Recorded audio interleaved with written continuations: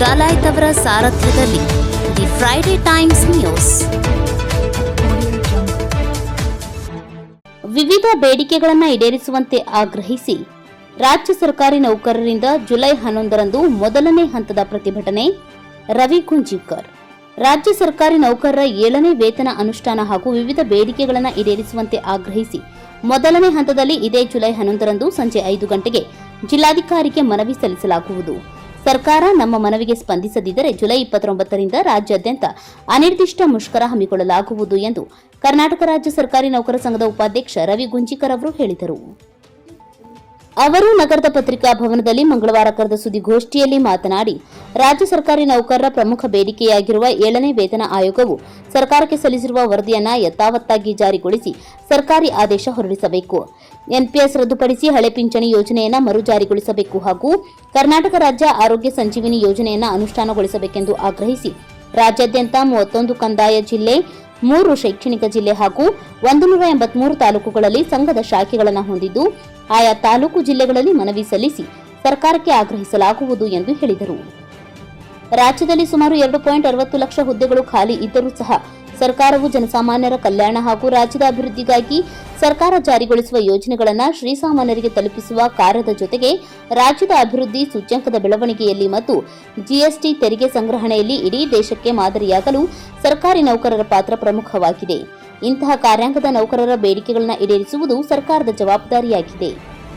2.60 ಲಕ್ಷ ಖಾಲಿ ಹುದ್ದೆಗಳಿಂದ ಸುಮಾರು 18,000 ಕೋಟಿ ಸರ್ಕಾರಕ್ಕೆ ಉಳಿತಾಯವಾಗಲಿದ್ದು, ಅಷ್ಟು ಹುದ್ದೆಗಳ ಜವಾಬ್ದಾರಿಯನ್ನು ಈಗಾಗಲೇ ಸರ್ಕಾರಿ ನೌಕರರು ಜವಾಬ್ದಾರಿಯಿಂದ ಕೆಲಸ ಮಾಡುತ್ತಿರುವುದರಿಂದ 7ನೇ ವೇತನವನ್ನು ಅನುಷ್ಠಾನಗೊಳಿಸಬೇಕು ಮತ್ತು ಈ ಹಿಂದೆ ರಾಜ್ಯ ಸರ್ಕಾರವು ತನ್ನ ಚುನಾವಣೆ ಪ್ರಣಾಳಿಕೆಯಲ್ಲಿ ಎನ್ಪಿಎಸ್ ರದ್ದುಗೊಳಿಸಿ ಓಪಿಎಸ್ ಜಾರಿಗೆ ತರುವ ಭರವಸೆಯನ್ನ ನೀಡಿತ್ತು.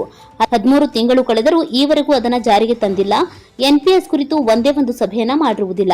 ಅಲ್ಲದೆ ಕರ್ನಾಟಕ ರಾಜ್ಯ ಆರೋಗ್ಯ ಸಂಜೀವಿನಿ ಯೋಜನೆಯನ್ನ ಹಿಂದಿನ ಸರ್ಕಾರ ಅನುಮೋದನೆ ನೀಡಿದ್ದು ಅದನ್ನು ಸದ್ಯದ ಸರ್ಕಾರ ಲೋಕಾರ್ಪಣೆ ಮಾಡಬೇಕಾಗಿದೆ. ನಮ್ಮ ಬೇಡಿಕೆಗಳನ್ನು ಈಡೇರಿಸದಿದ್ದರೆ ಎಲ್ಲ ಸರ್ಕಾರಿ ನೌಕರರು ಕೆಲಸಕ್ಕೆ ಗೈರು ಹಾಜರಾಗುವ ಮೂಲಕ ಮತ್ತು ಆರೋಗ್ಯ ಇಲಾಖೆಯಲ್ಲಿ ನೌಕರರು ತುರ್ತು ಸಂದರ್ಭದಲ್ಲಿ ಕಾರ್ಯನಿರ್ವಹಿಸುತ್ತಾ ಕಪ್ಪು ಬಟ್ಟೆಯೊಂದಿಗೆ ಪ್ರತಿಭಟನೆ ಮಾಡಲಿದ್ದಾರೆ.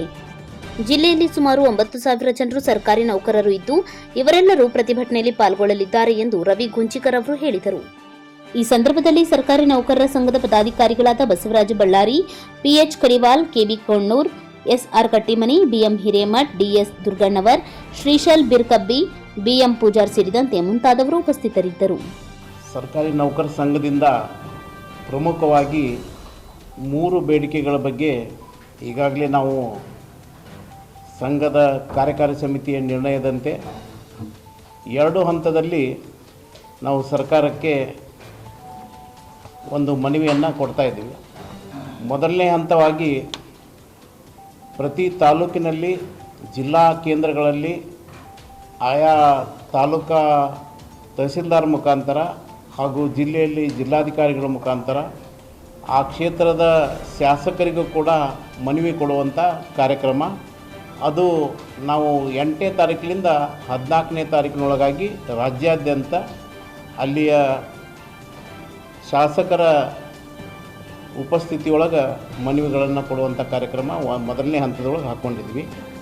2ನೇ ಹಂತಕ್ಕೆ ನಮ್ಮ ಮನವಿಗೆ ಸ್ಪಂದಿಸದೆ ಹೋದರೆ ಬರುವಂಥ 14ನೇ ತಾರೀಕಿನಿಂದ 28ನೇ ತಾರೀಕಿಗೆ ಸರ್ಕಾರದ ಏನು ಅಧಿವೇಶನ ನಡೀತೈತಿ, ಅಧಿವೇಶನದೊಳಗೆ ಚರ್ಚೆಯಾಗಿ ನಮ್ಮ ಸರ್ಕಾರಿ ನೌಕರರಿಗೆ ನಮ್ಮ ಬೇಡಿಕೆಗಳನ್ನ ಅವರು ಈಡೇರಿಸದೇ ಹೋದರೆ 29ನೇ ತಾರೀಕಿನಿಂದ ಅನಿರ್ದಿಷ್ಟವಾಗಿ ಸರ್ಕಾರಿ ನೌಕರರು ರಾಜ್ಯಾದ್ಯಂತ ಮುಷ್ಕರಕ್ಕೆ ಕರೆ ಈಗಾಗಲೇ ಕೊಟ್ಟಾಗಿದೆ.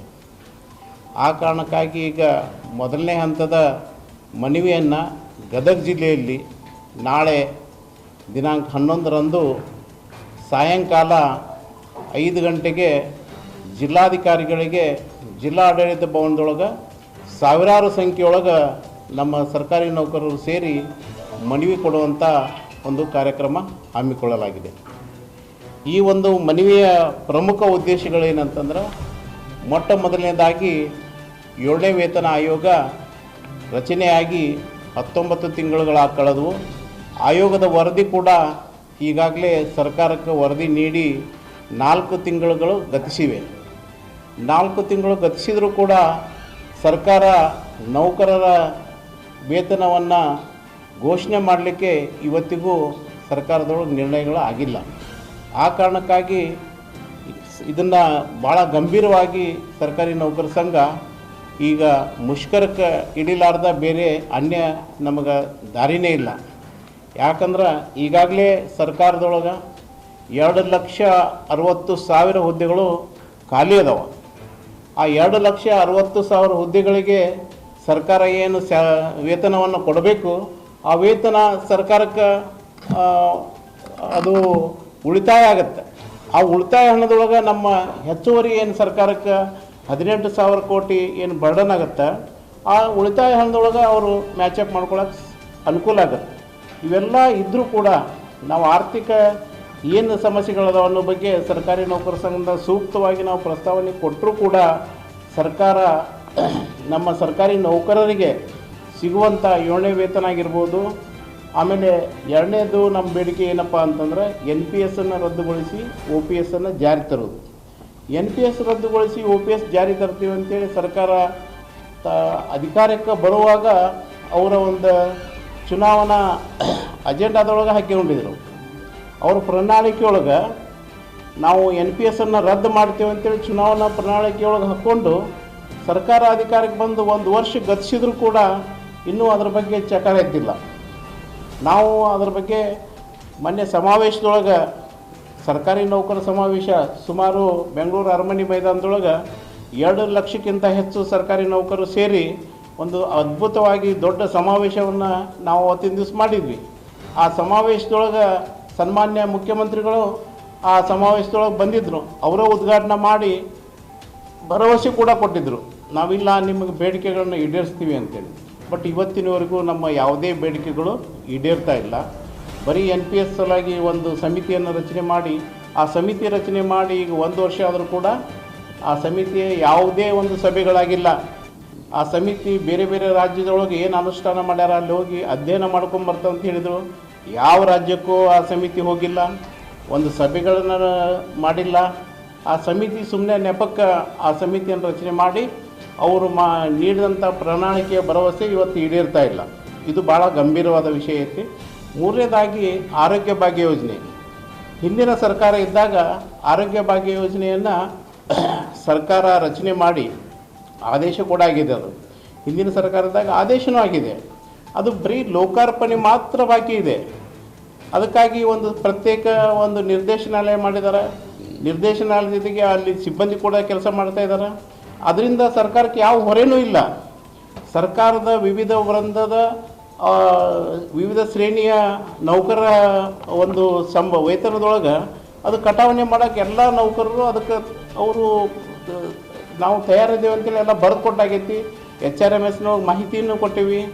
ನಮ್ಮ ದುಡ್ಡು ತೊಗೊಂಡು ನಮಗೆ ಆರೋಗ್ಯ ಭಾಗ್ಯ ಯೋಜನೆಯನ್ನು ಮಾಡೋದು, ಅದ್ರಾಗೇನು ಸರ್ಕಾರಕ್ಕೆ ಯಾವ ಹೊರೆ ಆರ್ಥಿಕ ಹೊರೆ ಇಲ್ಲ.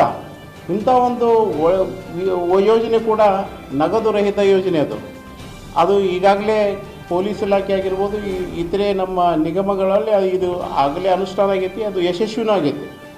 ಅದನ್ನು ಕೂಡ ನಮ್ಮ ಸರ್ಕಾರಿ ನೌಕರಿಗೆ ನಾವು ಮಾಡಿರಿ, ಲೋಕಾರ್ಪಣೆ ಮಾಡೋದಷ್ಟೇ. ಹಿಂದಿನ ಸರ್ಕಾರ ಆದೇಶ ಮಾಡಿದೆ ಆಗಿದೆ, ಅದು ಇಂಪ್ಲಿಮೆಂಟ್ ಆಗಬೇಕಷ್ಟೇ. ಈಗ ಇಂಪ್ಲಿಮೆಂಟ್ ಸ್ಟೇಜ್ನೊಳಗೆ ಅದೊಂದು ಸರ್ಕಾರ ಮಾಡ್ತಾ ಇಲ್ಲ. ಈ ಒಂದು ಪ್ರಮುಖ 3 ಬೇಡಿಕೆಗಳ ಬಗ್ಗೆ ನಾವೀಗ ನಾಳೆಯ ದಿನ ಜಿಲ್ಲಾಧಿಕಾರಿಗಳ ಮುಖಾಂತರ ಮನವಿ ಕೊಟ್ಟು ಮುಂದೆ ಅಧಿವೇಶನ ನಂತರ ನಾವು ಅನಿರ್ದಿಷ್ಟ ಮುಷ್ಕರಕ್ಕೆ ಹೋಗ್ತೀವಿ. ಮುಷ್ಕರ ಯಾವ ರೀತಿ ಇರುತ್ತಂತಂದರೆ, ನಮ್ಮ ಯಾವುದೇ ಕಚೇರಿಗಳು ಕಾರ್ಯ ಮಾಡದೆ ಎಲ್ಲ ಸರ್ಕಾರಿ ನೌಕರರು ತಮ್ಮ ಕೆಲಸಕ್ಕೆ ಗೈರಾಗುವ ಮುಖಾಂತರ ಆರೋಗ್ಯ ಇಲಾಖೆಯಲ್ಲಿ ಕೆಲವು ICU ಮತ್ತು MICU ಎಮರ್ಜೆನ್ಸಿ ಸರ್ವಿಸಸ್ ಬಿಟ್ಟರೆ ಅವರು ಕೂಡ ಕಪ್ಪು ಬಟ್ಟೆಯನ್ನು ಧರಿಸಿಕೊಂಡು ಅವ್ರು ಕೆಲಸ ಮಾಡ್ತಾರೆ. ಉಳಿದ ಎಲ್ಲ ನೌಕರರು ತಮ್ಮ ಕೆಲಸಕ್ಕೆ ಗೈರಾಗುವ ಮುಖಾಂತರ ನಾವು ತಟಸ್ಥ ಉಳಿದು ನಾವು ಅನಿರ್ದಿಷ್ಟ ಮುಷ್ಕರವನ್ನು ಮಾಡೋಕ್ಕೆ ಈಗಾಗಲೇ ಸರ್ಕಾರಕ್ಕೆ ಕರೆ ಕೊಟ್ಟಿವಿ. ಅದೇ ರೀತಿಯೊಳಗೆ ಈಗ ನಾವು ನಮ್ಮ ರಾಜ್ಯ ಸಂಘದಿಂದ ಸರ್ಕಾರದ ಮುಖ್ಯ ಕಾರ್ಯದರ್ಶಿಗೆ ಆ ಮನವಿ ಕೊಟ್ಟು ನಾವು ಮುಷ್ಕರಕ್ಕೆ ಹೋಗೋದಾಗಿ ನಿಶ್ಚಿತವಾಗಿ ಎಲ್ಲ ತಾಲೂಕು ಎಲ್ಲ ಜಿಲ್ಲಾ ಹಂತದೊಳಗೆ ಈ ಯಶಸ್ವಿ ಮಾಡೋ ಸಲುವಾಗಿ ಇವತ್ತಿನ ಈ ಪತ್ರಿಕಾಗೋಷ್ಠಿ ಮುಖಾಂತರ ಸರ್ಕಾರವನ್ನು ನಾವು ಸರ್ಕಾರಕ್ಕೆ ಕೇಳ್ಕೊಳ್ಳೋದಿಷ್ಟ. ಈ ನೌಕರರನ್ನು ನೀವು ಮುಷ್ಕರಕ್ಕೆ ಇಳಿಸಲಾರ್ದರ ನೌಕರ ಬೇಕು ಬೇಡಿಕೆಗಳನ್ನು ತಾವು ದಯವಿಟ್ಟು ಪರಿಶೀಲಿಸಿ ಈ ಕೂಡಲೇ ಅವನ್ನ ಘೋಷಣೆ ಆಗ್ಬೇಕಂತೇಳಿ ನಾವು ಸರ್ಕಾರಕ್ಕೆ ಒತ್ತಾಯ ಮಾಡ್ತಾ ಇದ್ದಾರೆ. ಈ ಗದಗ ಜಿಲ್ಲೆಯಲ್ಲಿ ಜಿಲ್ಲಾ ಮಟ್ಟದೊಳಗೆ ಅಂದರೆ ಟೋಟಲ್ ಜಿಲ್ಲೆಯೊಳಗೆ 9,000 ನೌಕರು ಸರ್. ಅವರು ತಾಲೂಕಿನೊಳಗಿದ್ದಂಥವ್ರು ತಾಲೂಕಿನೊಳಗೆ ಕೊಡ್ತಾರೆ. ಇಲ್ಲಿ 3,500 ನೌಕರರು ನಮ್ಮ ಜಿಲ್ಲಾ ಮಟ್ಟದೊಳಗೆ ಕೆಲಸ ಮಾಡಿದ್ವಿ. ಕೇಂದ್ರ ಸ್ಥಾನದೊಳಗೆ 3,500 ನೌಕರರು ಇಲ್ಲಿ ಕೆಲಸ ಮಾಡ್ತಾರೆ. ಏನಂದರೆ 29ನೇ ತಾರೀಕಿನಿಂದ ಅನಿರ್ದಿಷ್ಟವಾದ ಮುಷ್ಕರ ನಾವು ಮಾಡ್ತಾಯಿದ್ದೀವಿ. ಅದು ಜಿಲ್ಲಾ ಆಯಾ ತಹಸೀಲ್ದಾರ್ ಕಚೇರಿ ನಂತರ ನಾವು ಖಾಲಿದವ್ರು ಅಲ್ಲ, ಅಷ್ಟು ನೌಕರು ಮಾಡೋ ಕೆಲಸ ಈಗ ಇದ್ದಂಥ ಪ್ರೆಸೆಂಟ್ ಇದ್ದಂಥ ನೌಕರು ನಾವು ಒಬ್ಬೊಬ್ಬರು 4 ಹುದ್ದೆಗಳನ್ನು ನಿಭಾಯಿಸೋ ಮುಖಾಂತರ ನಾವು ಕೇಳಬೇಕಂದ್ರೆ ರಾಷ್ಟ್ರದೊಳಗೆ ಕರ್ನಾಟಕ ರಾಜ್ಯ ತನ್ನ ಆದಾಯವನ್ನು GSTಯನ್ನು ತೊಗೊಳ್ಳಿಕ್ಕೆ ಮೊದಲನೇ ಸ್ಥಾನದೊಳಗೈತಿ. GST ಕಲೆಕ್ಷನ್ ಒಳಗೆ ನಮ್ಮ ಕರ್ನಾಟಕ ಮೊದಲನೇ ಸ್ಥಾನದಾಗೈತಿ. ಅಷ್ಟು ನಮ್ಮ ನೌಕರರು ಅಲ್ಲ, ಅಷ್ಟು ಉಳಿತಾಯ ಆಗುತ್ತೆ. ನಿಮ್ಗೆ ಹೊರೆ ಇಲ್ಲ ಅಂತ ನಾವು ಹೇಳ್ತೀವಿ ಸರ್.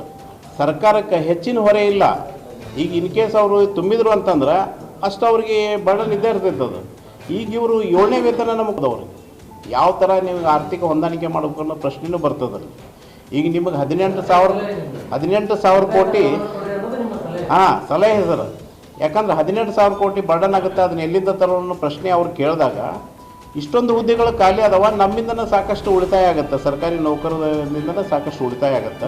ಆಮೇಲೆ ನಮ್ಮ ತೆರಿಗೆ ಸಂಗ್ರಹಣೆ ಒಳಗೆ ಅತಿ ಹೆಚ್ಚು ನಾವು ತೆರಿಗೆ ಸಂಗ್ರಹಣೆ ಮಾಡಿಕೊಡ್ತಾ ಇದ್ದೀವಿ ಅಂತಂದ್ರೆ ಭಾಳ ನಮ್ಮ ನೌಕರಿಗೆ ಈಗೇನಾಗಿದೆ, ಭಾಳ ಜನ ನೌಕರದಾರ ನಿವೃತ್ತಿ ಅಂಚಿನೊಳಗಂದ್ರೆ ಎಷ್ಟೋ ಜನ ನಿವೃತ್ತಿ ಆಗಿ ಹೊಂಟಾರೆ. ಈಗ ಜೂನ್ದಾಗ ಸುಮಾರು ಆದರೂ ಈಗ ಜುಲೈದಾಗ 10,000 ನೌಕರರು ಮತ್ತೆ ನಿವೃತ್ತಿ ಆಗ್ತಾ ಇದ್ದಾರೆ.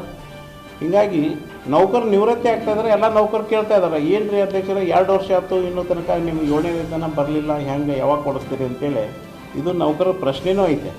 ಭಾಳವಾಗಿ ಆರ್ಥಿಕ ಸಂಕಷ್ಟ, ಮಾರುಕಟ್ಟೆ ದರಗಳು ದಿನದಿನಕ್ಕೆ ಏರ್ತಾ ಇದ್ದಾವೆ. ನೌಕರರು ಪರದಾಡೋದನ್ನು ಯಾರಿಗೂ ಗೊತ್ತಾಗ್ತಾ ಇಲ್ಲ. ಅದಕ್ಕೆ ಸರ್ಕಾರವನ್ನು ನಾವು ಕಣ್ ತೆರೆಸೋ ಸಲುವಾಗಿ ಅನಿವಾರ್ಯವಾಗಿ ಇವತ್ತು ಮುಷ್ಕರಕ್ಕೆ ಹೋಗ್ತಾ ಇದ್ದೀವಿ. ಯಾಕಂದ್ರೆ ಹಿಂದಿನ ಸರ್ಕಾರ ನಮಗೆ ಬರೀ 17% IR ಕೊಡ್ತು. ಈಗ ಇವ್ರು ಕೊಡುವಂಥದ್ದು ಏನಿಲ್ಲ. 17% IR ಕೊಟ್ಟಿದಾಗ ನಾವು ಕೇಳಿದ್ದು, ಅವ್ರು ಶಿಫಾರಸು ಮಾಡಿದ್ದು ಬರೀ ಆಯೋಗ 27.5. 27.5 ಈಗಾಗಲೇ 17% ಹಿಂದಿನ ಸರ್ಕಾರ ಕೊಟ್ಟಾಗೈತೆ. ಇವ್ರು ಕೊಡೋದು 10.5% ಅಷ್ಟೇ ಈಗ ಇವ್ರು ಕೊಡಬೇಕಾಗಿದ್ದು. ಅಲ್ಲೂ ಕೂಡ ಕೊಡೋದೇನು ಜಾಸ್ತಿ ಇಲ್ಲ. ಇವ್ರು ಕೊಡಬೇಕಾಗಿದ್ದು ಜಾಸ್ತಿ ಇಲ್ಲ. ನಮ್ಮ ಬೇಡಿಕೆ 40% ನಾವು ಹಿಂದೆ ಆಯೋಗಕ್ಕೆ ನಾವು 40% ನಮಗೆ ಹೆಚ್ಚಿಸ್ರಿ ಅಂತ ಕೇಳಿದ್ವಿ. 40ಕ್ಕೆ ಅವ್ರು ಬರೀ 27 ಅವರು ಆಯೋಗದವರು. The Friday Times news Gadag.